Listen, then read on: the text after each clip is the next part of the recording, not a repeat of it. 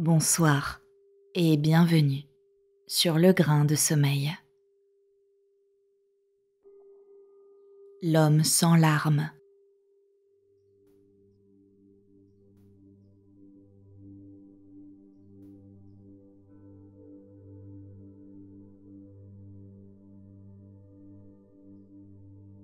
Il y avait dans une charmante maison, à quelques lieues de la ville de Hambourg, un homme fort riche qu'on appelait le comte Baldric. Il possédait plusieurs maisons à Francfort, des châteaux dans tous les environs, et l'on pouvait, à ce que l'on disait, marcher une journée entière sans mettre le pied hors de ses domaines.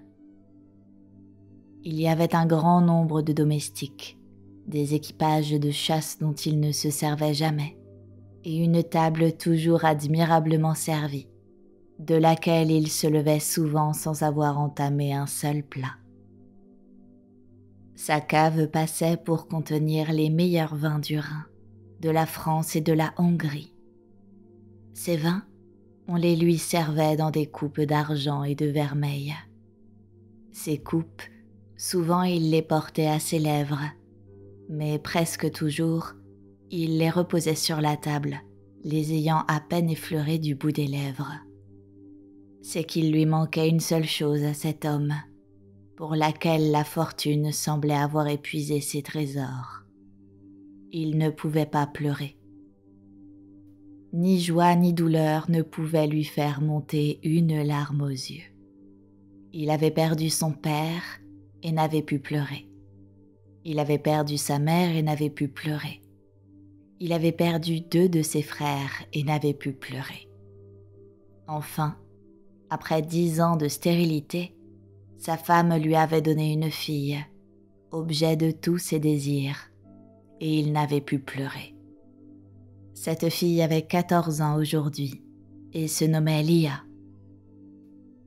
Un jour, elle entra dans la chambre de son père et le trouva dans le coin le plus sombre de celle-ci, assis et soupirant. « Qu'as-tu donc, mon père ?» demanda l'enfant. « Il me semble que tu es bien triste. » « Bien triste en effet, » dit le comte, « car je viens de perdre le dernier de mes frères. Ton oncle Karl est mort. » Lia aimait fort son oncle Karl, qui, à Noël, lui envoyait toujours de charmants cadeaux. Aussi, à la nouvelle que lui annonçait son père, les larmes jaillirent de ses yeux. « Oh mon pauvre oncle !» s'écria-t-elle en sanglotant. « Bienheureux enfant qui peut pleurer !» murmura le comte en regardant sa fille d'un œil d'envie. « Mais puisque tu as tant de chagrin, toi, pourquoi ne pleures-tu pas ?» demanda-t-elle à son père. « Hélas, » répondit le père, « les larmes sont un don du ciel que le Seigneur m'a refusé.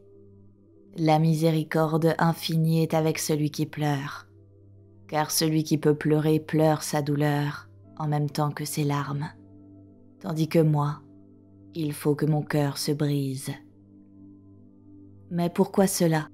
demanda sa fille. « Parce que Dieu m'a refusé ce qu'il accorde à la dernière des créatures, des larmes. Si Dieu te les a refusées, père, Dieu peut te les accorder, et je le prierai tant et si fort qu'il te les rendra. » Mais le comte secoua la tête. « Mon sort est fixé, dit-il, et je dois mourir faute de pouvoir pleurer. Quand mon cœur sera plein des larmes que mes yeux eussent dû verser, il se brisera et tout sera dit. » Lia se mit à genoux devant son père et, lui prenant les 2 mains, dit « Oh non, non père, tu ne mourras pas. Il doit y avoir un moyen de te rendre les larmes que tu as perdues. Dis-moi ce moyen et le reste me regardera. » Le comte hésita un instant, comme si en effet il y avait un moyen. Mais sans doute ce moyen présentait de trop grandes difficultés pour un enfant de l'âge de la jeune fille, car sans répondre, il se leva et sortit. Lia ne revit pas son père de la soirée. Le lendemain au déjeuner, elle l'attendit encore inutilement. Il ne descendit pas, mais il lui fit dire de monter chez lui quand elle aurait déjeuné elle-même. Elle se leva aussitôt de table et monta à la chambre de son père. Il était comme la veille, moitié assis, moitié couché dans son fauteuil, et avait le visage aussi pâle que s'il était déjà mort. « Cher enfant, lui dit-il, mon cœur est déjà si plein et si lourd qu'il me semble près d'éclater. Je sens les larmes se soulever et gronder en moi comme un torrent près de briser la digue. Et comme il me semble que je vais mourir, je t'ai appelé pour que tu saches bien que je porte la peine d'un crime que je n'ai pas commis. » « Oh, parlez, parlez, mon père, s'écria l'enfant. Peut-être qu'en racontant vos malheurs, les larmes vous viendront. Le comte secoua la tête comme un homme qui désespère, mais il continua. « Je vais donc te raconter, ma chère enfant, dit-il, comment il se fait que Dieu m'ait refusé des larmes. Mon grand-père était un homme dur, qui était arrivé à l'âge de 50 ans sans avoir eu pitié d'un seul malheureux. Il était d'une santé robuste et fort riche, si bien que n'ayant jamais connu ni la maladie ni la misère, il disait que la maladie était un effet de l'imagination et la misère le résultat du désordre. Ou s'il était forcé de reconnaître que la maladie existait réellement, il disait que le malade s'était attiré son mal par sa vie irrégulière ou par un mauvais régime. De sorte que, ni pauvre ni malade, ne trouvant pitié près de lui, n'y trouvait non plus des secours. Il y avait plus. L'aspect seul des gens malheureux lui était insupportable, et la vue des larmes lui donnait des fureurs pendant lesquelles, ayant complètement perdu la raison, il était capable de tout. Un jour, on signala aux alentours du château un loup qui faisait d'énormes dégâts. Il avait étranglé des moutons et des chevaux, et avait même souvent attaqué des hommes, de sorte que, bien plus encore pour ne plus entendre les plaintes et ne plus voir les larmes des victimes du terrible animal que par un sentiment de philanthropie, mon grand-père résolut de purger la contrée du monstre qui la désolait. Il partit avec plusieurs chasseurs du voisinage. Dans la nuit, le loup avait été détourné par un très habile piqueur, de sorte qu'on alla droit à son fort et que l'animal prit chasse. Au bout d'1 heure de course enragée, le loup, pressé par les chiens, au lieu de prendre un grand parti, comme c'est l'habitude de ces animaux, se réfugia dans la cabane d'un charbonnier. Par malheur, l'enfant du charbonnier qui avait 3 ou 4 ans jouait sur la porte. Le loup furieux se jeta sur l'enfant et le tua. La mère qui était à l'intérieur de la cabane vit ce qui se passait. Mais avant qu'elle pût porter secours à son enfant, le pauvre était déjà mort. Elle jeta de grands cris. Le père, qui abattait un arbre à 20 pas de là, accourut avec sa hache et fendit la tête du loup. Sur ces entrefaites, mon grand-père, monté sur un cheval ruisselant de sueur, aussi échauffé que son cheval, arrivait avec ses rudes allures. Il vit le loup mort, le paysan, sa hache ensanglantée à la main, et la femme qui sanglotait en tenant son enfant mort entre ses bras. « Pourquoi pleures-tu, femme ?» lui cria-t-il, « quand le malheur qui t'arrive est de ta faute. Si tu n'avais pas laissé vagabonder ton enfant, le loup ne l'eût point rencontré sur son chemin et ne l'eût point tué. »« Et toi ?» demanda-t-il à l'homme, « comment as-tu eu l'audace de tuer le loup que je chassais ?»« Ah, Seigneur, ayez pitié !» s'écrièrent le charbonnier et sa femme, en pleurant tous les deux à chaudes larmes. « Par les cornes du diable, en avez-vous bientôt fini avec toutes vos pleurnicheries ?» fit mon grand-père. Et comme la femme lui montrait, pleurant toujours, le cadavre de son enfant, « croyant que cette vue l'attendrirait. Exaspéré par cette vue, au contraire, il donna sur la tête de la pauvre femme un tel coup de manche de son fouet qu'elle tomba à la renverse, roulant d'un côté, tandis que le cadavre de son enfant roulait de l'autre. Alors le charbonnier fit un mouvement de menace, mais jetant presque aussitôt la hache loin de lui et levant son bras désarmé sur mon grand-père, dit « À cœur de marbre, tu ne peux pas voir couler les larmes d'une mère et d'un père qui pleurent leur enfant. Eh bien, au nom du Seigneur, je te dis, il viendra pour toi une heure où tu voudras pleurer, où tu ne le pourras pas, où les larmes renfermées en toi briseront ton cœur. Va, et que cette punition de ta dureté pèse sur toi et sur tes enfants, jusqu'à la 3e génération. » Si peu impressionnable qu'il fût, mon grand-père s'épouvanta de cette malédiction et, tournant le dos à cette cabane maudite, s'éloigna au grand galop sur son cheval. Mon grand-père avait 4 fils. L'aîné fut joueur, dilapida sa fortune, s'embarqua pour l'Amérique et fut noyé dans un naufrage. En apprenant cette nouvelle, mon grand-père eut bien envie de pleurer, mais il ne le put. Son second fils entra dans une conspiration politique. La conspiration échoua. Il en eut la tête tranchée comme traître. En le voyant marcher à l'échafaud, la tête haute, mais déjà pâle de sa mort prochaine, mon grand-père eut bien envie de pleurer, mais il ne le put. Son 3e fils, qui était son fils bien-aimé, était un grand chasseur, comme lui. Un jour, comme tous deux couraient le sanglier, le cheval du jeune homme fit un écart et lança son cavalier contre un arbre, où il se brisa la tête. Mon grand-père avait vu l'accident. Il sauta à bas de son cheval, mais n'arriva que pour recevoir le dernier soupir de son fils. Mon grand-père leva les 2 mains au ciel et, avec un effroyable accent de désespoir, dit « Oh mon Dieu, une larme s'il vous plaît, une larme !» Mais la malédiction était là, et comme il ne pouvait pleurer, son cœur se brisa et mourut. Il restait le plus jeune de ses fils, qui fut mon père. Celui-là était un jeune homme doux et bon, mais il n'en fut pas moins frappé par le sort.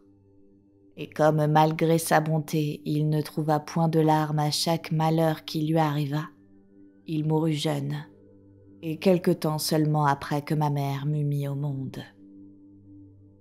Maintenant le châtiment pèse sur moi, car dans sa malédiction le charbonnier, d'accord avec les paroles de l'Écriture, a dit « Je te maudis, toi et tes enfants, jusqu'à la 3e génération.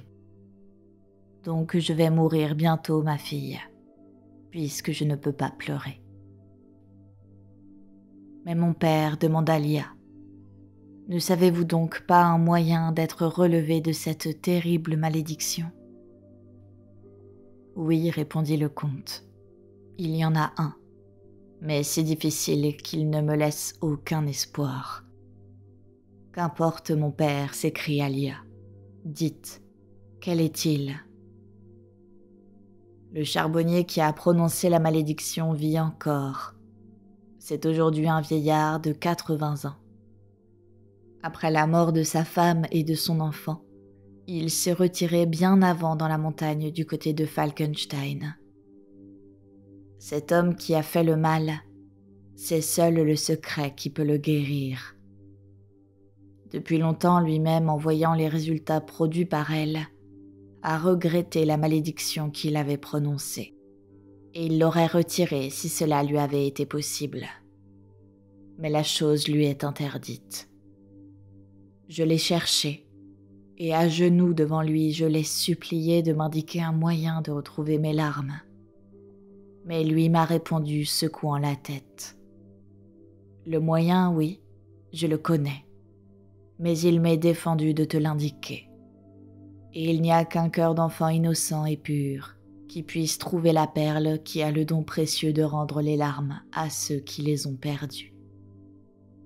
Et n'as-tu donc pas, dit Lia en regardant son père avec amour, n'as-tu donc pas près de toi ce cœur innocent et pur? Oui, sans doute, je l'ai, dit-il. Mais pour moi, Dieu fera-t-il un miracle? Pourquoi douter? Dit l'enfant. Dieu ne peut-il donc pas faire tout ce qu'il veut? Père, indique-moi le chemin qui conduit à la cabane du vieillard, et je me chargerai de te rapporter la perle qui fait pleurer. Le comte regarda Lia, et après un moment de réflexion dit « Eh bien, va donc, pauvre enfant, pèlerine du bon Dieu. Le Seigneur t'a choisi pour m'apporter aide et consolation. Et pour la première fois, j'ai confiance, et j'espère. » Il dit au revoir à sa fille, et elle partit pour son aventureux voyage. On lui fit faire un petit costume de paysanne pour qu'on ne s'étonnât point de la voir aller à pied. Au bout de 4 jours de marche, elle arriva à la cabane du charbonnier. Elle frappa car la nuit était arrivée, et le charbonnier vint ouvrir. Comme le lui avait dit son père, c'était un beau vieillard de 80 ans, à la barbe et aux cheveux blancs. La solitude et la tristesse avaient donné à son visage une sorte de majesté. Le vieillard la regarda longtemps avant de lui adresser la parole, car il voyait bien que ses traits fins et délicats, son teint blanc, ses petites mains fines aux ongles roses, n'étaient point en harmonie avec son costume de paysanne. Enfin, il lui demanda qui elle était et ce qu'elle voulait. Alors Lia lui raconta tout. Comment elle avait promis à son père de venir demander au vieillard la perle qui fait pleurer. Et comment son père, ayant eu confiance en elle, lui avait indiqué la direction. « Ah, dit le vieillard, ce n'est point une petite affaire que vous avez entrepris là, ma pauvre enfant, et qui, par malheur, ne dépend pas de moi seul. Mais enfin, je ferai du moins tout ce que je peux. » Il ouvrit alors une armoire pratiquée dans la muraille, et qui était toute remplie de flacons de différentes grandeurs, car le vieillard faisait des élixirs tirés de plantes salutaires, qu'il donnait gratuitement aux malades, qui, abandonnés par des médecins, s'adressaient à lui. Parmi tous ces flacons, il en choisit un si petit qu'il contenait à peine un verre à liqueur. Il refermait un breuvage couleur pourpre que le vieillard donna à la jeune fille. « Prends ce flacon, mon enfant, lui dit-il, et bois-en le contenu au moment de t'endormir. Et ce que tu verras en rêve, c'est ce qu'il faudra faire pour venir en aide à ton père. » Lia remercia le vieillard de tout son cœur. « Mais, lui demanda-t-elle avec inquiétude, où passerai-je la nuit? Je ne peux pas me remettre en marche dans les ténèbres, je me perdrai. D'ailleurs, il fait froid dehors, et je pourrais rencontrer sur mon chemin des bêtes féroces ou des hommes méchants. »« Tu coucheras ici, mon enfant, lui dit le vieillard.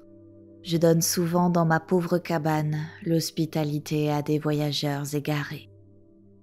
Moi, je dors d'habitude dans un hamac.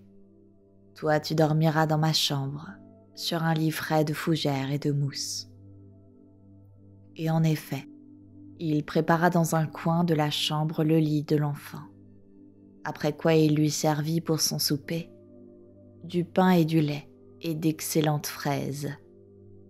Lia fit l'un des meilleurs repas qu'elle eût jamais fait de sa vie. Puis, se retirant dans sa chambre, elle vida le flacon, et tout aussitôt tomba sur son lit de mousse et de fougères, accablée de sommeil. Alors commença pour elle, et dès qu'elle eut les yeux fermés, un spectacle merveilleux. Elle se trouvait dans un immense jardin émaillé de fleurs si splendides que n'en ayant jamais vu de pareil, elle comprit qu'elle n'était pas sur la terre, et que si elle n'était pas encore au ciel, elle était du moins dans quelque planète intermédiaire. De grands et magnifiques papillons aux ailes d'or et d'azur voltigeaient de fleur en fleur. Du calice des roses et des lys s'élançaient des jets d'eau qui avaient la couleur et le parfum des fleurs d'où ils sortaient.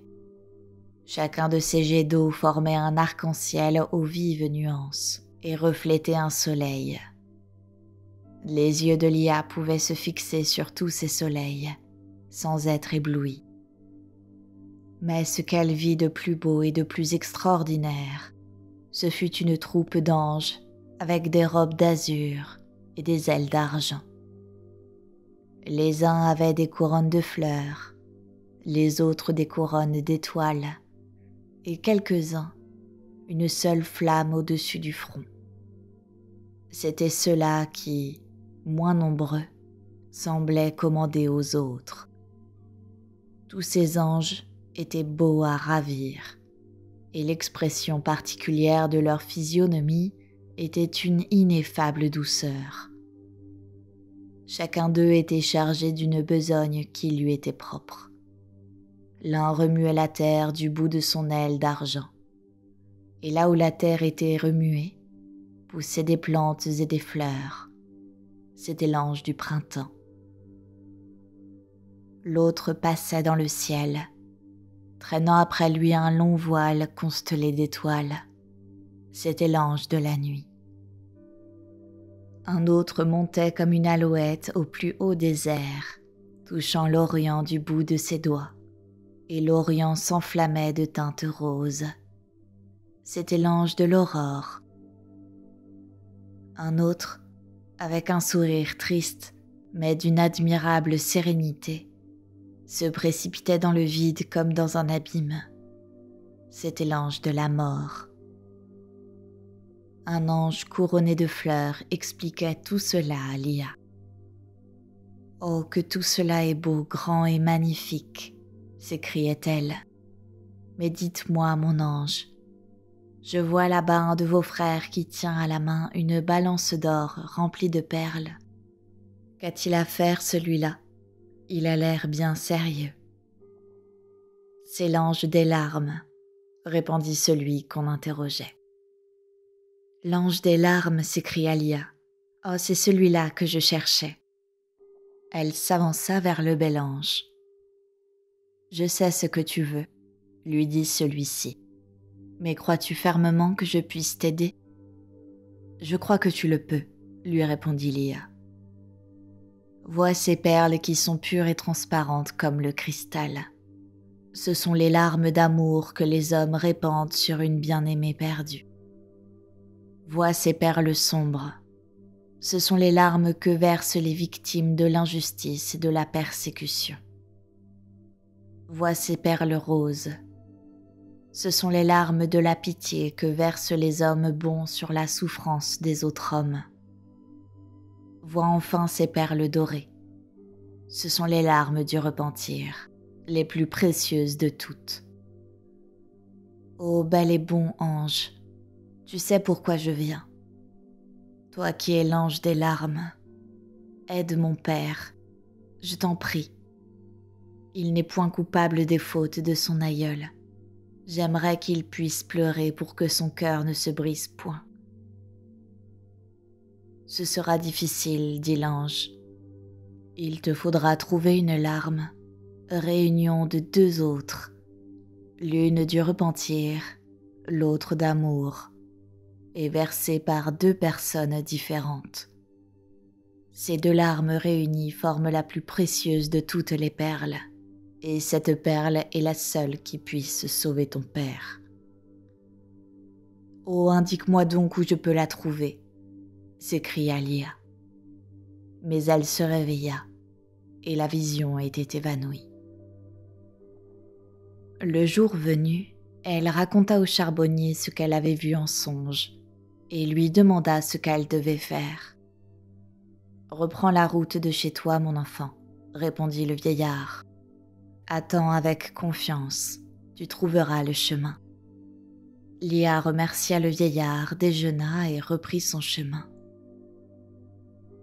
Mais vers la moitié du second jour, survint un épais brouillard, qui non seulement fit que peu à peu Lia cessa de voir les montagnes au milieu desquelles elle voyageait, dont la double cime lui servait en quelque sorte de direction, mais qui bientôt couvrit jusqu'au chemin. Tout à coup, le chemin se trouva coupé par un précipice. Au fond du précipice, on entendit gronder un torrent. Lia s'arrêta. Il était évident qu'elle s'était trompée de route, puisqu'en venant, elle n'avait pas vu ce précipice. Elle regarda de tous côtés. Impossible de voir. Elle appela. Une voix lui répondit. Elle marcha alors dans la direction de la voix. Bientôt, elle aperçut une vieille femme qui était venue pour ramasser du bois mort dans la forêt. Le brouillard l'avait interrompue dans sa besogne, mais comme sa charge était à peu près complète, elle s'apprêtait à regagner la maison au moment où elle avait entendu la voix de Lia et où elle avait répondu, comprenant que c'était l'appel d'une personne en détresse. Lia, qui était pressée de continuer son chemin, lui demanda s'il y avait moyen de descendre dans le précipice et de le traverser. « Oh mon enfant !» s'écria la vieille, « ne faites pas cela. C'est un abîme à pic qui se creuse de plus en plus. Il faudrait, pour sauter par-dessus, avoir les ailes d'un oiseau ou pour le traverser les pieds d'un chamois. »« Alors, bonne femme, dit Lia, pourriez-vous m'indiquer un autre chemin qui me ramène chez mon père ?» Elle lui nomma Hambourg, disant que c'était là qu'elle désirait revenir. « Oh, que vous êtes loin de votre route, ma pauvre enfant, » répondit la bonne femme. « Qu'importe, » répondit l'enfant, « j'ai du courage. » Par cet affreux brouillard, vous ne retrouverez jamais votre chemin, chère petite. Mieux vaut attendre qu'il se soit dissipé. Il ne dure jamais plus de 24 heures. Mais en attendant, dit Lia, y a-t-il au moins une auberge dans les environs ? Il n'y en a pas à 4 lieues à la ronde, répondit la femme. Mais je vous donnerai volontiers l'hospitalité chez moi, si vous acceptez ma pauvre cabane. Lia accepta avec reconnaissance. Elle suivit la vieille. Elle habitait une petite hutte au pied de la montagne. La hutte n'avait qu'une chambre et semblait misérable. « Asseyez-vous sur cette natte, » lui dit la vieille en lui présentant une tasse de lait et un morceau de pain noir. Elle ajouta dans un soupir. « Voilà tout ce que je peux vous offrir. Et cependant, je ne fus pas toujours si pauvre. Dans le village de l'autre côté de la montagne, je possédais maisons, jardins, champs et prairies, des brebis, des vaches. En un mot, on me disait riche. J'avais un fils unique qui m'a dissipé toute cette fortune. Mais, continua-t-elle, Dieu m'en est témoin que ce n'est pas mon bien que je regrette et que les larmes que je verse sont des larmes d'amour.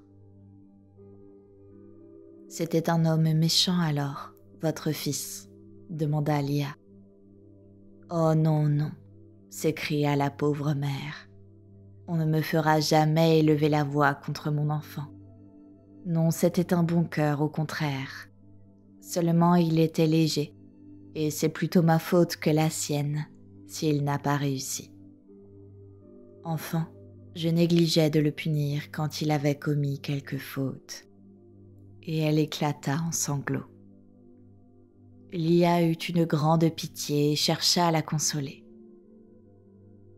Mais, essuyant ses yeux, la femme commença à lui préparer un lit de feuilles sèches, quand on frappa à la porte. « Qui êtes-vous » interrogea la vieille. « Un voyageur qui demande l'hospitalité » interrompit une voix d'homme venant du dehors. « Oh ma chère femme, dit Lia, n'ouvrez point. Cet homme est peut-être un voleur qui vient nous assassiner, Soyez tranquille, ma pauvre enfant, répondit la bonne femme. Que viendrait chercher un voleur dans cette pauvre hutte? Et quant à nous assassiner, qui est-ce qui voudrait commettre un crime si inutile que de tuer un enfant et une vieille femme? C'est quelques pauvres voyageurs égarés dans les bois et dans le brouillard, et qui risquent de tomber dans le précipice si je ne le reçois pas. Ne pas le recevoir serait mal agir. Et la bonne femme ouvrit la porte. L'étranger entra. Il était enveloppé dans un grand manteau qui cachait presque entièrement son visage. La vieille raviva le feu dans la cheminée, lui présenta du lait et du pain, comme elle avait fait à Lia, et l'invita à manger. Mais lui, secouant la tête en signe de refus, tout en regardant la vieille à la lueur du foyer qui lui éclairait le visage. « Pourquoi donc ne mangez-vous point ?» demanda la bonne femme. « Vous devez avoir faim et ce que je vous l'offre de bon cœur. Mangez donc. »« Pas avant que vous m'ayez pardonné, » dit l'étranger en rejetant son manteau, en ouvrant ses bras et en montrant son visage baigné de larmes. « Mon fils, » s'écria la bonne femme. « Ma mère, » fit le voyageur. Et tous deux se jetèrent dans les bras l'un de l'autre. C'était en effet le fils perdu, l'enfant qui revenait près de sa mère. Le premier moment fut tout entier à la joie, à l'émotion et aux larmes. Puis le fils raconta à sa mère ce qui lui était arrivé. Tant qu'il lui était resté quelque chose de l'argent emporté à sa mère, le jeune homme avait mené une vie légère et dissipée. Puis après la dissipation était venue la misère. Et enfin, une maladie qui l'avait conduit aux portes du tombeau. Là, il avait compris combien il avait blessé sa mère. Il pria pour qu'elle le pardonne, et il s'était juré de revenir pour elle. Quand il eut retrouvé la santé, il songea à accomplir son vœu. Mais il avait tout dissipé et avait bonté de revenir pauvre et dénué de tout, comme un mendiant. Or un jour, il était près du Danube, rêvant au moyen de gagner quelque argent pour retourner près de sa mère, et suivant machinalement des yeux un jeune homme qui s'amusait à nager. Le père lui aussi était sur le bord et admirait la force et l'adresse de son fils. Tout à coup, le nageur se mit à crier au secours. Il venait d'être pris d'une crampe et se noyait. Le père se jeta à l'eau, mais au lieu de sauver son fils, il l'entraînait au fond, ne sachant pas nager lui-même. Franz, au contraire, c'était le nom du fils de la bonne femme, était un excellent nageur. Un instant après, le père et le fils étaient sauvés. Le lendemain, Franz reçut 12 000 francs d'une main inconnue. Son premier mouvement fut de les rendre, ne trouvant pas qu'il dût permettre qu'on lui payât une bonne action. Mais le père et le fils avaient quitté le pays. C'étaient deux voyageurs qui passaient, et nul ne savait d'où ils venaient, ni où ils étaient allés. Alors Franz ne s'était plus fait scrupule, et riche de ses 12 000 francs, plus riche encore de son repentir, était revenu chez sa mère. La mère et le fils parlèrent encore longtemps près du feu, car ils avaient tant de choses à dire qu'ils ne songeaient point au sommeil. Il n'en était pas ainsi de Lia. À peine le jeune homme avait-il achevé son récit qu'elle s'endormit. Alors, elle fit le même rêve qu'elle avait déjà fait. Elle vit le même jardin, les mêmes fleurs, les mêmes papillons et les mêmes anges. Seulement cette fois, l'ange des larmes lui fit signe de venir à lui. Il lui tendit alors une perle. « Tiens, » lui dit-il, « voici la précieuse perle dont je t'avais parlé. Elle est composée de 2 larmes, larmes d'amour maternel et larmes du repentir filial. Mets cette perle sur le cœur de ton père, et celui-ci pourra pleurer et sera guéri. » L'enfant éprouva une telle joie qu'elle se réveilla. L'ange avait disparu. Lia crut que c'était un rêve vain, comme tous les rêves, et elle attendit tristement le jour. Le jour vint. Le soleil en se levant avait dissipé le brouillard. Lia voulut quitter la cabane à l'instant même. « Non, dit la bonne femme, il faut, mon enfant, que vous acceptiez à déjeuner. Nous pouvons vous le donner maintenant, et nous vous le donnons volontiers, car nous ne sommes plus si pauvres à présent. Le déjeuner fini, Franz vous remettra sur votre chemin. » Pendant que Lia déjeunait, la vieille arrangea pour son fils, qui n'avait point dormi, le lit que Lia avait occupé. En l'arrangeant, elle trouva une perle. « Tenez, mon enfant, dit-elle. Voyez ce que vous avez perdu lors de votre sommeil. »« Ah » s'écria Lia, « c'est la perle de l'ange. » Et tombant à genoux, elle pleura de joie.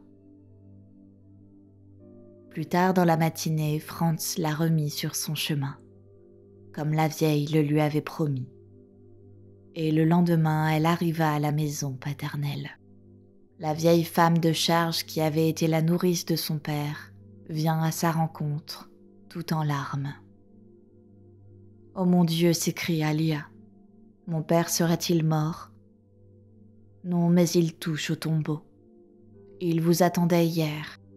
Il a cru que vous aviez été dévoré par quelque bête féroce ou que vous étiez tombé dans un précipice. Sa douleur a été immense, et comme il ne peut pleurer, il a failli mourir étouffé par ses larmes. »« Où est-il » demanda Lia. « Dans sa chambre » répondit la vieille femme. « J'espère que vous arriverez à temps pour recevoir son dernier baiser. » Lia était déjà dans les escaliers. Elle ouvrit la porte de la chambre de son père en criant « Mon père, me voilà !» Le mourant fit un effort et tendit les bras à son enfant en balbutiant « Pardonnez-moi ».